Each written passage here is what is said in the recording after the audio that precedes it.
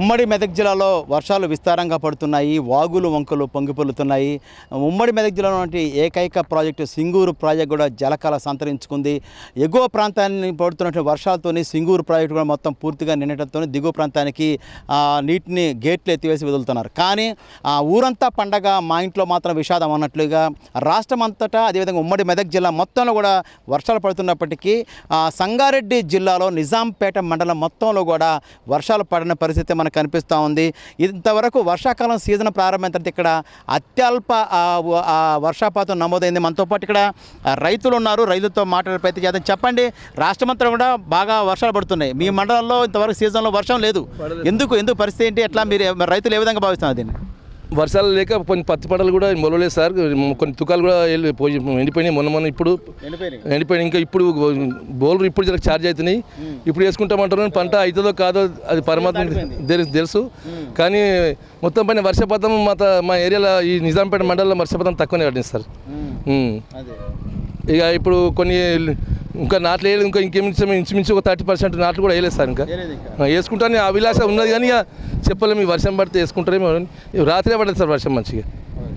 మొత్తం 9 చెరువులు, అతిపెద్ద చెరువు, జిల్లాలో అతిపెద్ద చెరువులు ఉన్నటువంటి ప్రాంతం నిజాంపేటలో ఇంతవరకు ఒక్క చెరువు కూడా నేను లేదు.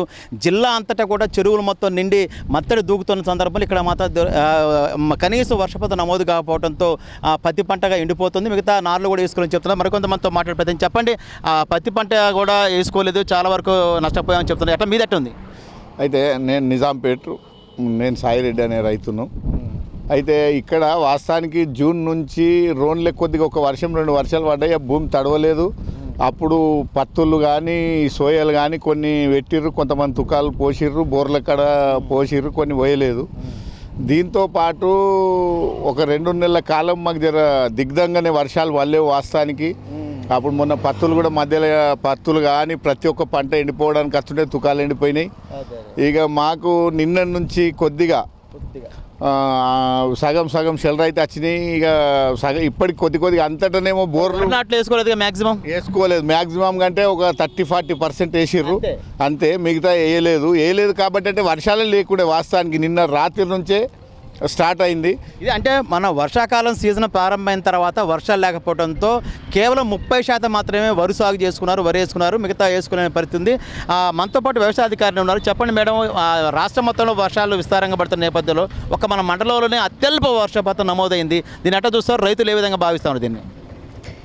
ఇప్పుడు యాక్చువల్లీ మన దగ్గర టోటల్గా చూసినట్టయితే ఒక 10,000 ఎకర్స్ వరకు ఉంటుంది నిజాంపేట్ మండలంలో ప్యాడీ. ప్రతి సీజన్ లాస్ట్ ఇయర్ కూడా మనకు ఒక 10,000 వరకు ఈ పార్టీకి యాక్చువల్లీ మొత్తం ట్రాన్స్ప్లాంటింగ్ అయిపోవాలి. కానీ ఈసారి బికాస్ ఆఫ్ కొంచెం వర్షం లేట్గా కురిసింది కాబట్టి మన దగ్గర నిజాంపేట్ మండల్లో లేట్గా కురిసింది. ఇప్పుడు మంచిగా వస్తున్నాయి కాబట్టి ఇప్పుడు కొంచెం 100% మొత్తం లేదు. నిన్న పడిన వర్షమే ఇక అంటే పడుతున్నది కానీ తక్కువ.